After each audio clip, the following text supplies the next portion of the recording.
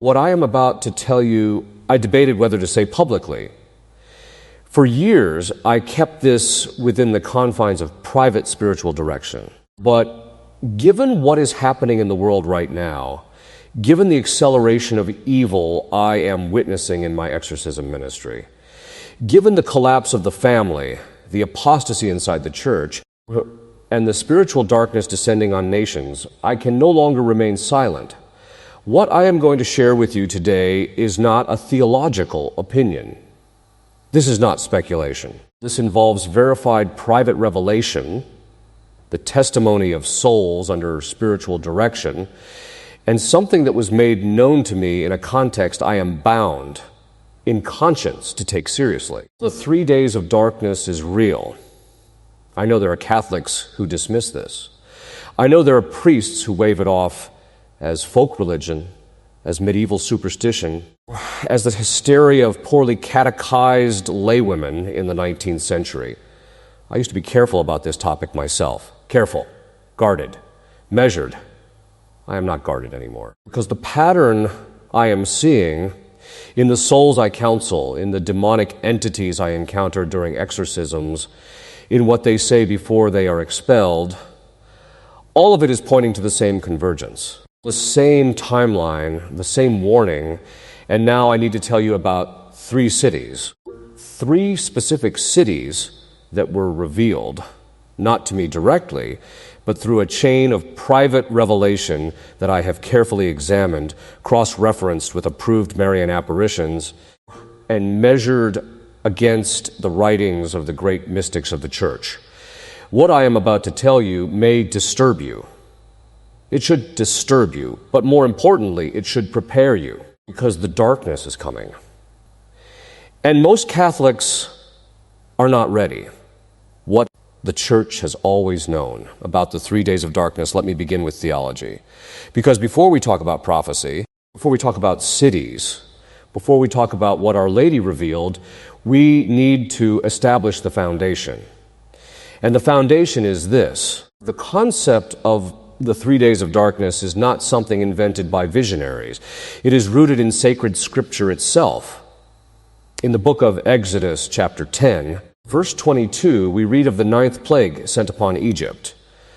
Moses stretched forth his hand toward heaven, and there came thick darkness in all the land of Egypt for 3 days. 3 days, total darkness. A supernatural punishment upon a civilization that had hardened its heart against God. This was not a solar eclipse. This was not a weather event. This was a direct intervention of divine providence in the affairs of nations. The fathers of the Church understood this. They understood that the plagues of Egypt were not merely historical events. They were prophetic types, foreshadowings of what will happen at the end of the age. St. Thomas Aquinas in the Summa teaches us that God in his providence permits chastisements upon nations when those nations have reached a degree of corruption that would otherwise spread like a cancer to the entire human race. The chastisement is paradoxically an act of mercy. It is the surgeon's scalpel, not the executioner's blade. Now, the 3 days of darkness as a prophetic event appears across multiple centuries, multiple mystics, multiple countries. And this is significant. When you see convergence across time and geography in private revelation, that is a signal that demands serious theological attention. I am not saying these are dogmas of the faith. The Church has never defined the 3 days of darkness as an article of faith. But the Church has also approved many of the apparitions and mystics who spoke of it. Blessed Anna Maria Taigi, a 19th century Italian mystic whose cause for beatification was rigorously examined, spoke explicitly of 3 days and nights of darkness. She described a cold and bitter wind, a darkness so complete that not even candles would give light, with the exception of blessed candles held by the faithful. She described fire, hail, and storms. She described entire cities being reduced to rubble. This woman was examined by multiple cardinals. Her prophecies were not condemned. They were taken seriously by the Vatican itself. Then we have St. Padre Pio, a man who bore the stigmata for 50 years, whose sanctity has been confirmed by the Church, who wrote privately to the Commission of Heraldsbach in 1950. And I want you to understand the context here. This was a private letter. He was not writing for publication. He was writing because he believed it was his duty.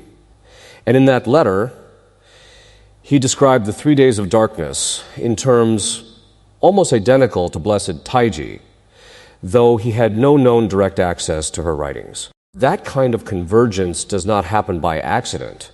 Now, I want to address the objection I always hear from my fellow priests. They say, "Father, private revelation is not binding." Catholics are not required to believe it, and they are correct.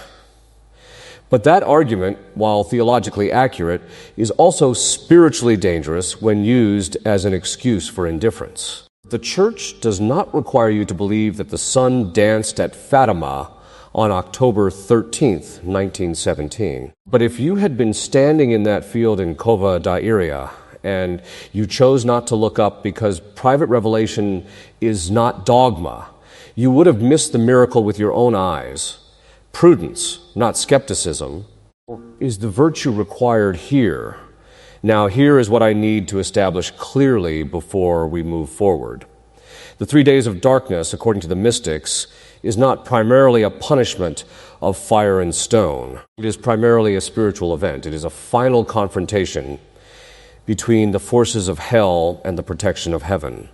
The darkness itself is demonic, not merely meteorological. What descends upon the earth is not simply the absence of light.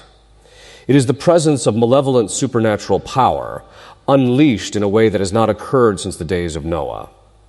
This is why, in my exorcism ministry, I began paying attention when demons, under compulsion, bound by the authority of the Church, began referencing this event. I want to be careful here because demonic testimony is always suspect. Demons are liars. The prince of lies is their father. But there is a principle in exorcism theology, one that goes back to the early fathers, that when a demon is compelled under obedience to God to speak the truth, particularly about matters related to divine providence and the enemies of hell, what they say can carry a degree of reliability, not certainty. But it cannot simply be dismissed. And what I was hearing from certain demonic entities across different exorcisms with different individuals in different states and countries was disturbingly consistent. They were angry, not with the kind of theatrical anger you see in Hollywood films. This was a cold, seething fury, the fury of a creature that knows its time is running short. They spoke, when forced, about a coming confrontation, about a woman, about 3 days. I began documenting this in 2019. Then something happened in 2022 that changed everything for me personally. A soul came to me under spiritual direction, a woman of extraordinary holiness, whose entire life of prayer and penance I had been witnessing for over 4 years. She told me that Our Lady had appeared to her, and that Our Lady had shown her something specific. She had shown her 3 cities. I will tell you about those cities. But first, you must understand what the 3 days of darkness actually means for the Church, and why Our Lady's role in this event is not peripheral. It is central, Our Lady's role in the 3 days. The woman clothed with the sun in the book of Revelation, chapter 12, verse 1. St. John writes, "A great sign appeared in heaven, a woman clothed with the sun, with the moon under her feet and a crown of 12 stars on her head." This image is foundational. The Church has always understood this woman to be, at the primary level, the Virgin Mary. And the great dragon, described in verse 3, who waits to devour her child, is Satan himself. This is not allegory. This is cosmic war. What I need you to understand, what most Catholics sitting in their comfortable parishes on Sunday morning have never been taught, is that this war is not finished. Revelation 12 is not a description of something that happened only in the past. It is a living description of the spiritual reality that exists right now. In this moment, in the invisible realm that surrounds us, the battle between Our Lady and the ancient enemy is ongoing. Now, here is where it becomes relevant to the 3 days of darkness. Every single approved apparition of Our Lady in the modern era, La Salette, Lourdes, Fatima, Akita, carries the same thread, the same warning.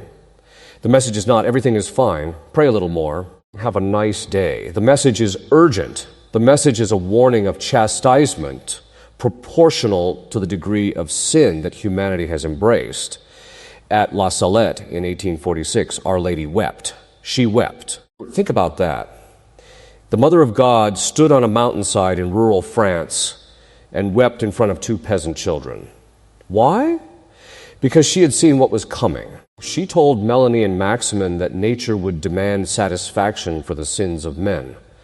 She described famine, plague, wars, and in the secret portion of the message, things so terrible that Pope Pius IX reportedly paled when he read it.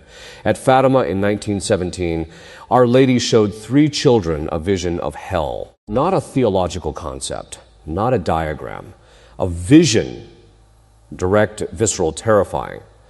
Sister Lucia spent the rest of her life trying to describe what she saw. Millions of souls falling into a sea of fire like snowflakes, shrieking and howling in despair. Well, Our Lady showed this to children, because she needed the world to understand that the stakes are eternal.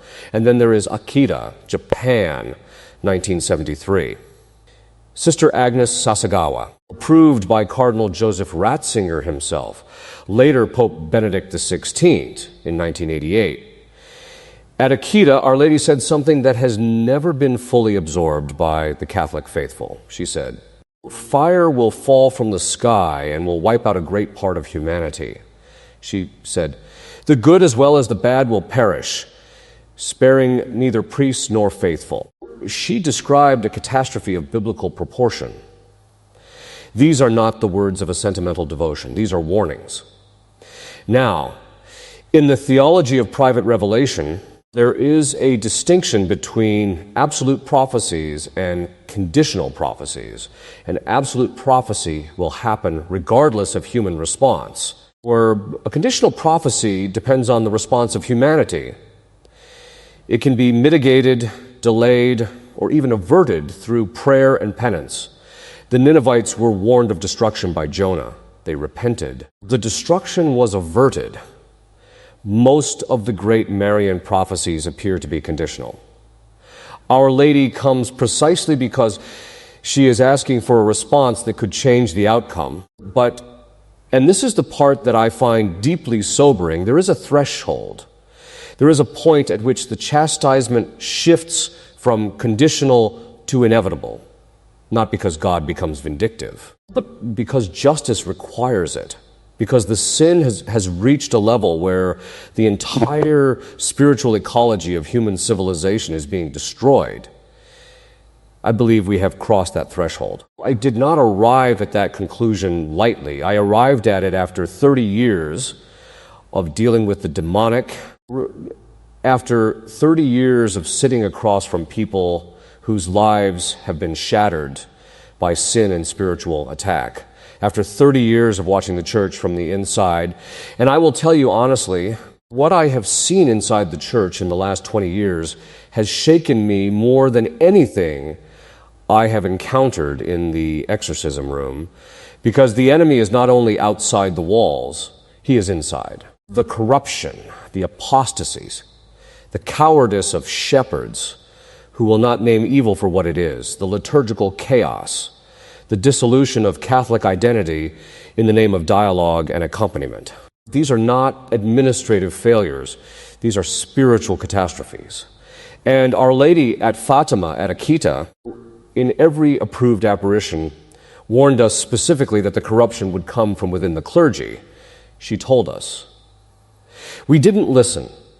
Now, here is the direct connection to the 3 days of darkness. According to multiple mystics, and this is consistent across Taiji, Saint Hildegard of Bingen, and others, the 3 days of darkness will be preceded by a period of intense spiritual darkness, a period where confusion reigns, where truth is suppressed, where the faithful feel abandoned. Sound familiar? We are in the period of preceding darkness right now, and Our Lady's role in the 3 days is not passive. According to the mystics, she is the one who intercedes at the throne of God for the mitigation of the punishment. She is the woman who stands between humanity and the full weight of divine justice.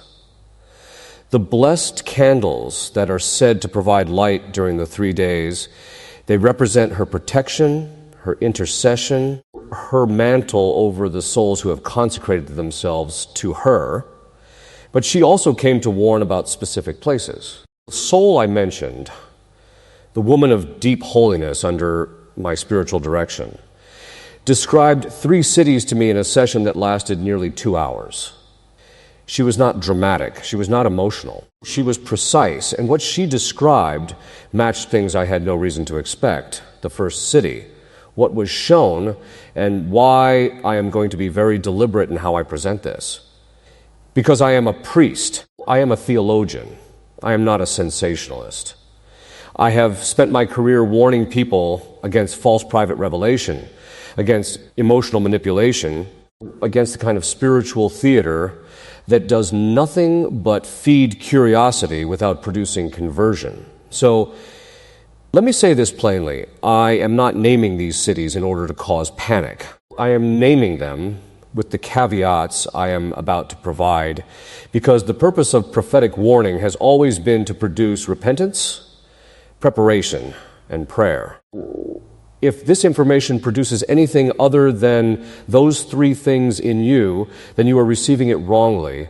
The first city shown to this soul under spiritual direction was a major port city, a city connected to the sea, a city with a long history of both great Catholicism and great apostasy, a city where the faith once flourished and then was systematically destroyed from within, both culturally and institutionally.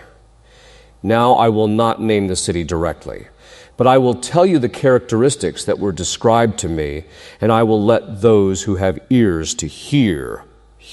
This city was shown in the vision as being struck first, not after the darkness had fully descended, but at the beginning, at the onset of the 3 days. The soul described it as seeing a great light, not a holy light, but a devastating light, followed immediately by the absence of all light. The sequence was rapid. The city was caught unprepared. What was striking, and this is what made me sit up in my chair, was the detail that preceded the catastrophe.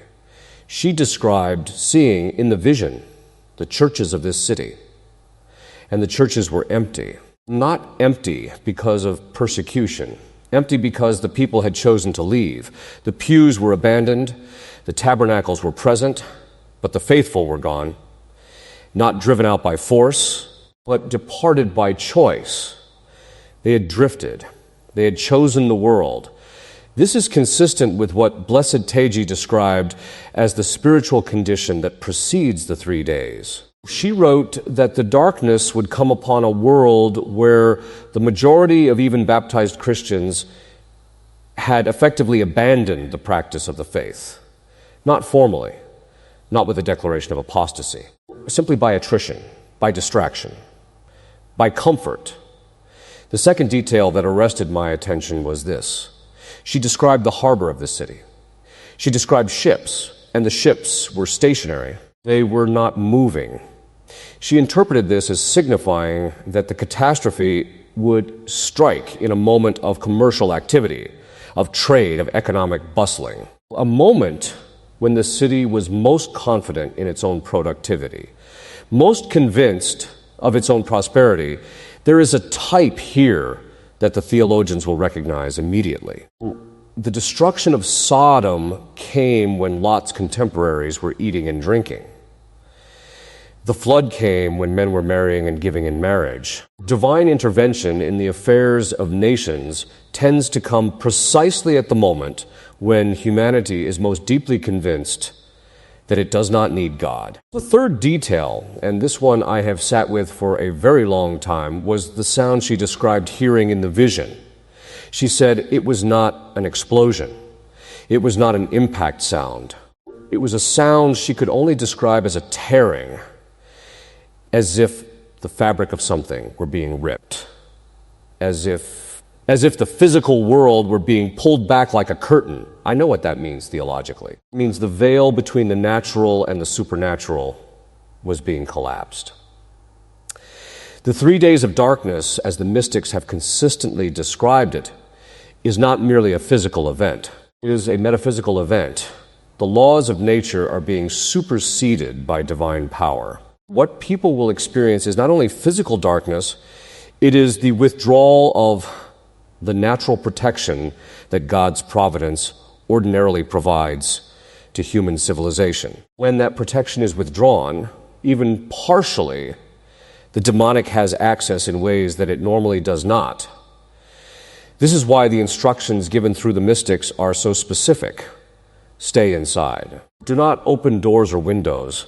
Do not look outside. Do not respond to voices calling your name, even if they sound like loved ones. Because during those 3 days, the demonic will be unleashed in a way that is unprecedented in human history. The soul I spoke with asked Our Lady in the vision why this city was first. What had made it the point of initiation? When she described Our Lady's response not as words but as an image, she was shown the history of this city. She was shown its Catholic heritage. She was shown the saints who had walked the streets, the priests who had died for the faith within its borders, the graces that had been poured out upon it over centuries. And then she was shown what had been done with those graces. They had been rejected, not in a single dramatic act of rejection, but slowly. Generation by generation, grace after grace offered and declined. The city had been given more than most and had squandered it more than most. And in the spiritual economy of divine providence, the measure of one's accountability is proportional to the measure of grace received. To whom much is given, much will be required. This is not a punitive God acting from anger. This is a just God acting from justice.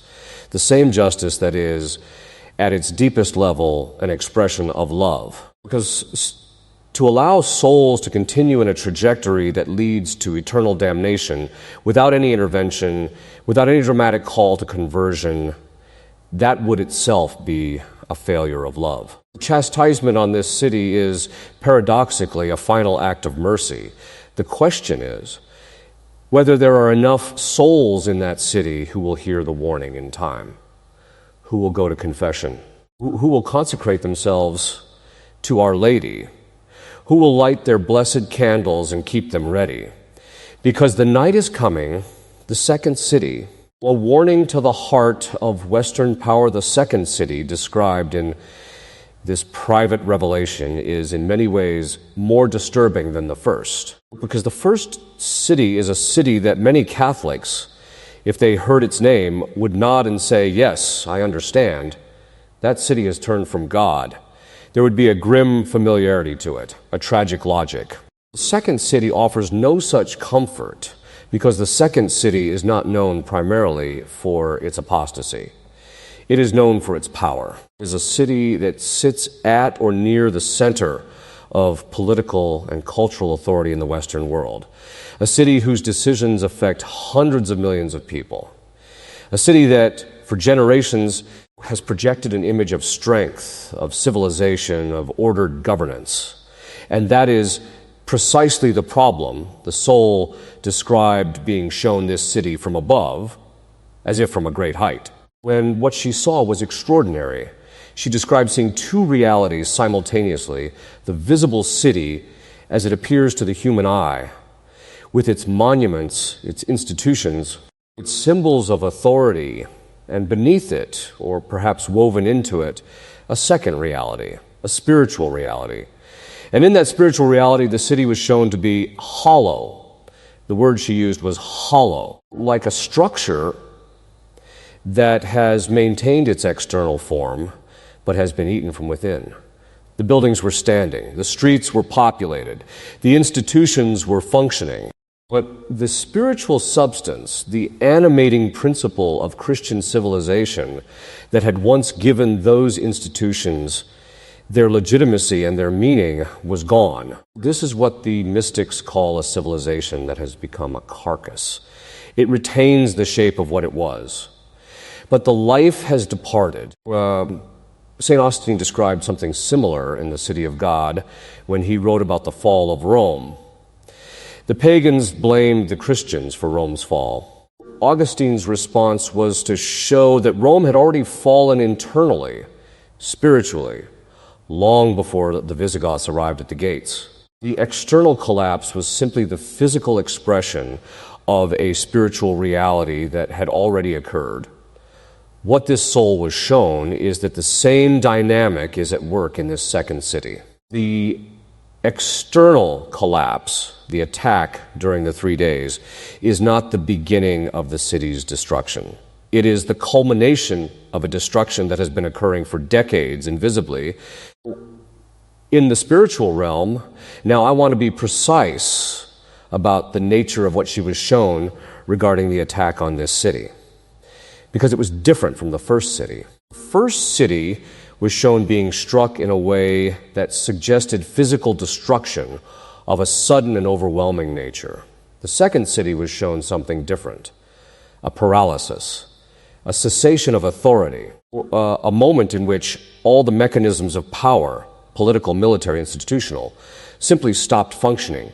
In the vision, the lights went out in the buildings of power, not metaphorically, literally. Every system through which human beings exercise collective authority, every coordinating mechanism of civilization ceased to operate. And into that vacuum, something entered. She could not describe it fully.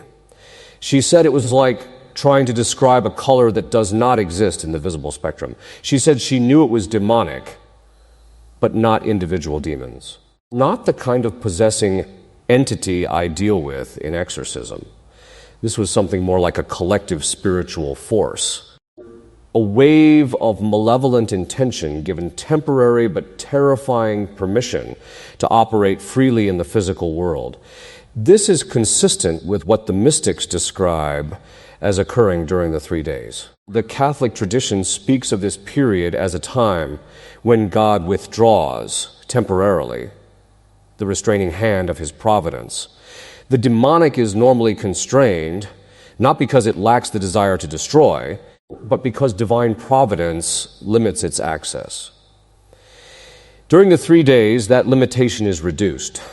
The demons are given a degree of freedom proportional to the degree of sin that humanity has accumulated. Think of it as a spiritual debt that has been building for generations. The debt comes due. The instructions given through Padre Pio, through Taigi, through others, take on new urgency when you understand this. They said, stay inside, close your windows, close your doors. Do not open them for anyone. Do not look outside, because what will be moving through the streets of these cities during those 3 days is not something that human eyes should behold. It is not something that human psychology can encounter and remain intact. The soul told me that in the vision of this second city, she saw people who had gone outside, people who had not heeded the warning, either because they didn't know it, or because they didn't believe it, or because curiosity overcame prudence. And she described their faces. I will not describe what she described, but I will say this. The instruction to remain inside is not superstition. It is not medieval folklore. It is a spiritual survival instruction from heaven itself, passed down through multiple centuries and multiple mystics, cross-referenced and consistent. And for this second city, this city of power and hollow grandeur, the warning is perhaps more urgent than anywhere else, because the people of power in this city have, more than any others, made themselves into gods. They have sat in their halls of authority and made decisions that have destroyed the family, that have promoted the culture of death, that have systematically dismantled the Christian foundations of Western civilization. And they have done so with the calm confidence of people who believe they are accountable to no one. They are about to discover they are accountable to someone.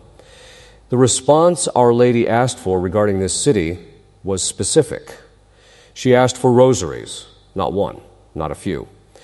She asked for continuous, sustained, organized chains of rosary prayer from the faithful, directed specifically at the conversion of those in political power and at the mitigation of the coming judgment on this city. Because even now, it is not too late.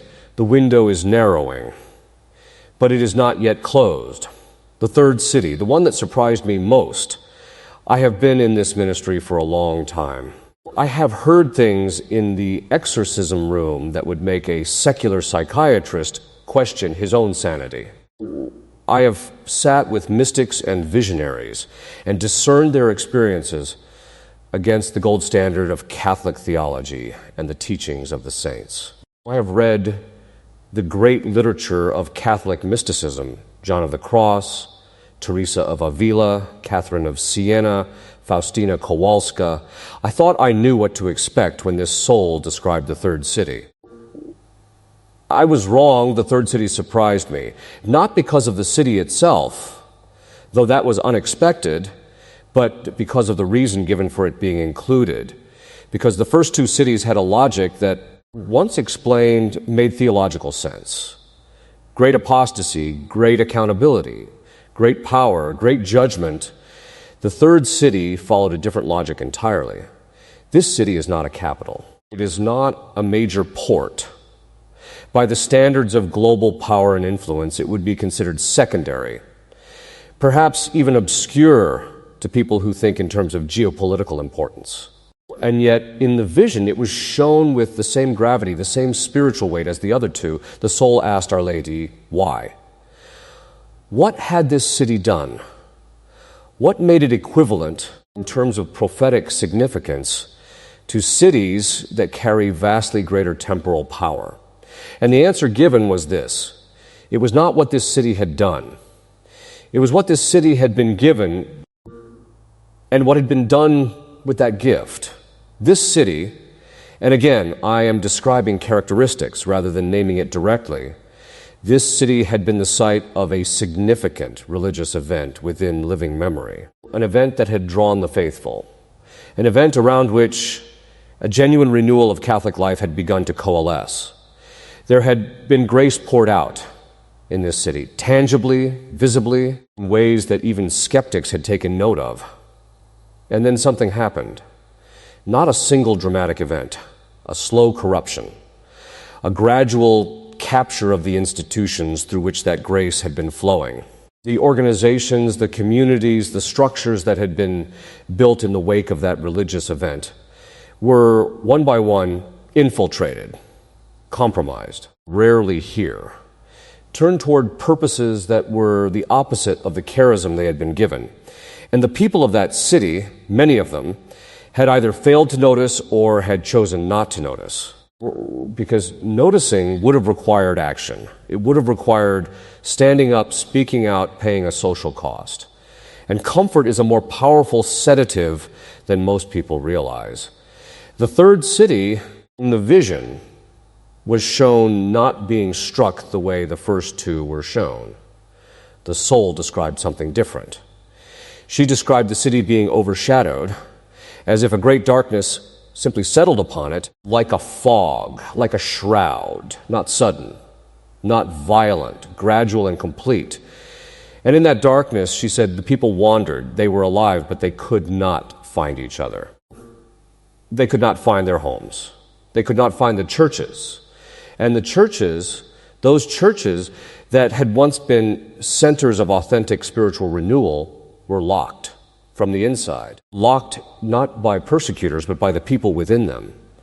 By those who had captured those institutions, and who, when the darkness came, chose to protect themselves rather than open the doors to the desperate souls outside. This image shook me more than anything else in the entire account, because I have seen this happen, not in a prophetic vision, in real life.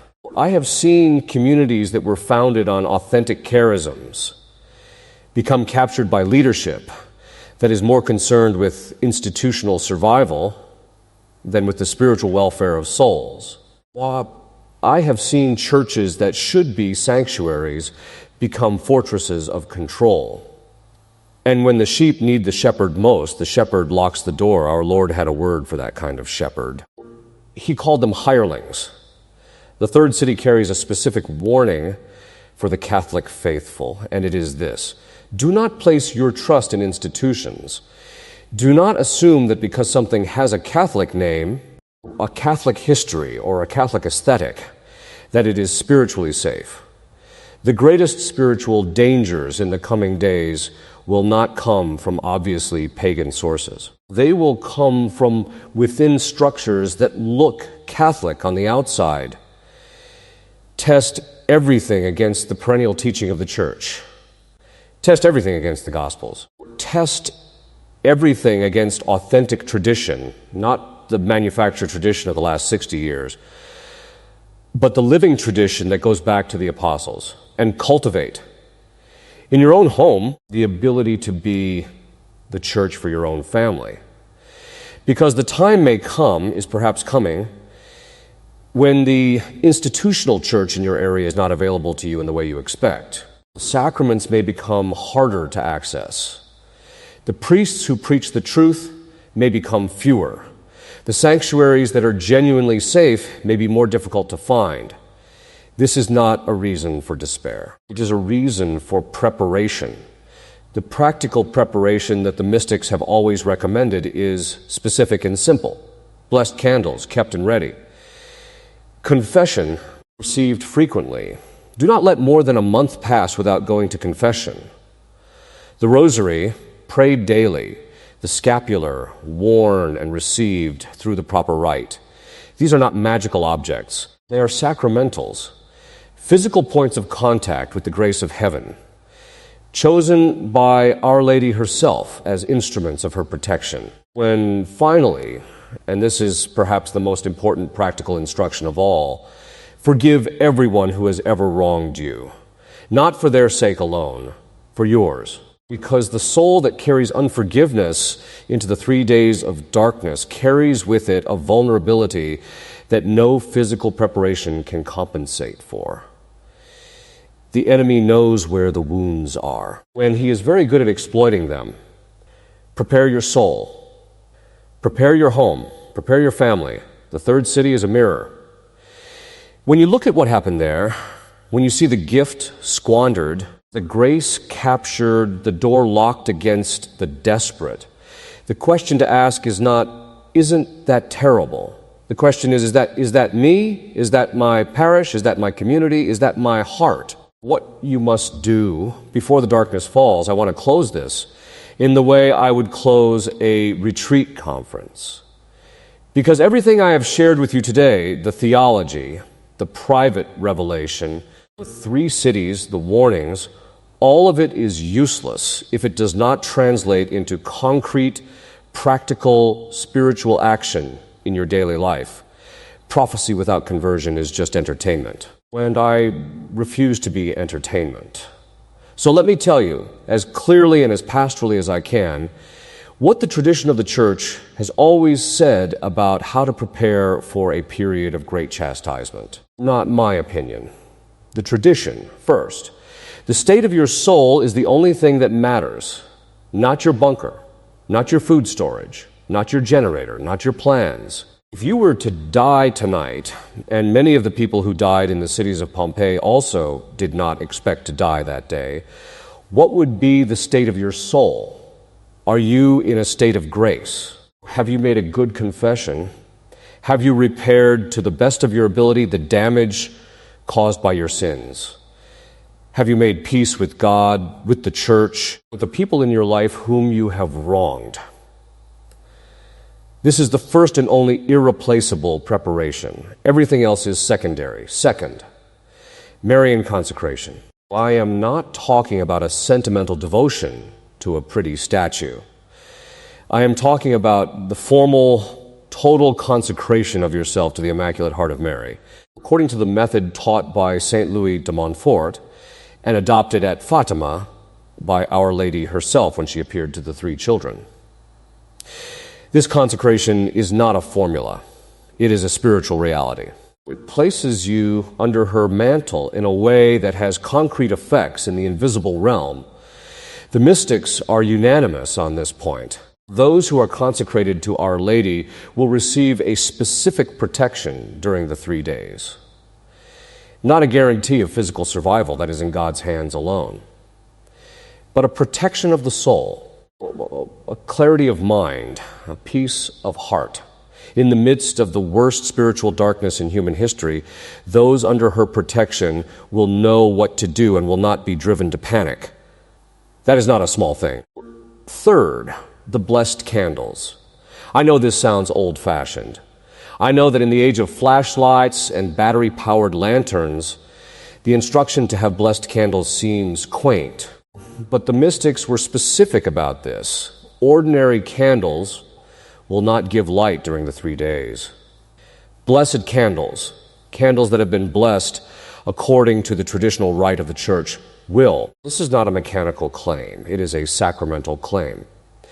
The blessing of candles is one of the oldest sacramentals in the Church, going back to the presentation of our Lord in the temple. Get your candles blessed.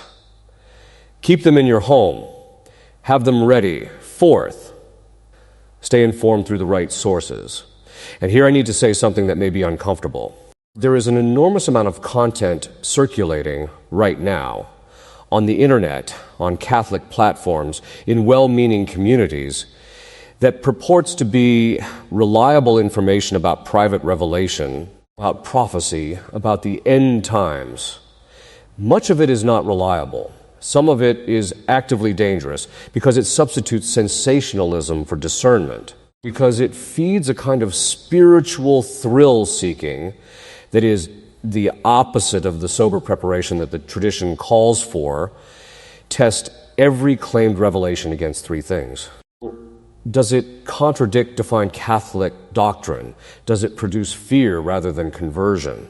Does it come from a source that cannot be verified against the consistent witness of approved mystics and the teaching of the Church? If the answer to any of those three questions is yes, be very careful. Fifth, build community. I cannot emphasize this enough. The spiritual life was never meant to be lived in isolation. The domestic church, the family, the household is the fundamental unit of Christian civilization. It was always so, and it will be especially so in times of crisis. Know your Catholic neighbors. Know the faithful families in your area. Build the kind of relationships where if something catastrophic were to happen, you would not face it alone. And cultivate relationships with good priests. I say this knowing that the supply of genuinely orthodox, spiritually serious priests is more limited than it should be. But they exist. Find them. Support them. Receive the sacraments from them as frequently as you can. Because the sacraments, above all, the Eucharist and confession, are the primary channels through which God sustains the soul in times of darkness. Sixth, and finally, do not be afraid. I know that sounds strange, given everything I have just told you. I know that some of what I have shared today is genuinely frightening. 3 cities, a darkness that is demonic in nature, a period of judgment upon a civilization that has abandoned God. These are not comfortable subjects, but I want you to remember something. I want you to remember what Our Lady said to the children at Fatima after she showed them the vision of hell, after she showed them the fire and the horror and the shrieking souls. After she showed them all of that, she said, in the end, my Immaculate Heart will triumph, not might triumph, not could triumph, if conditions are favorable. will triumph. This is not a small God running a close race. This is the God of Abraham, Isaac, and Jacob, the God who brought Israel through the Red Sea, who raised his son from the dead, who has been writing straight with the crooked lines of human history for 6,000 years. The 3 days of darkness, if and when they come, are not the defeat of God. They are the victory of God.